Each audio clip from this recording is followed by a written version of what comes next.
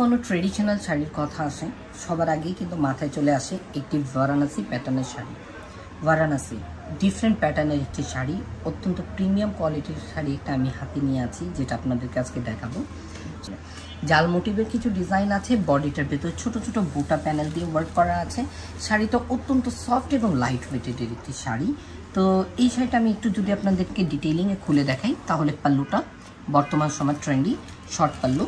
Short পাল্লুর উপরে এখানে copper colour যে জারিটার ওয়ার্ক দেখছেন, এটা কিন্তু খুবই চমৎকার। আবারও আমিও মিস্টেক করছি, এটা জারি ওয়ার্ক না, এটা হচ্ছে গিয়ে রেশমি ধাগা ওয়ার্ক। রেশমি ধাগা ওয়ার্কের উপরে জাল মোটিভসের একটি ডিজাইন রয়েছে, সলিড পার্মানেন্ট বর্ডার বাট ছোট্ট করে দেওয়া সিম্পল বর্ডারের উপরে।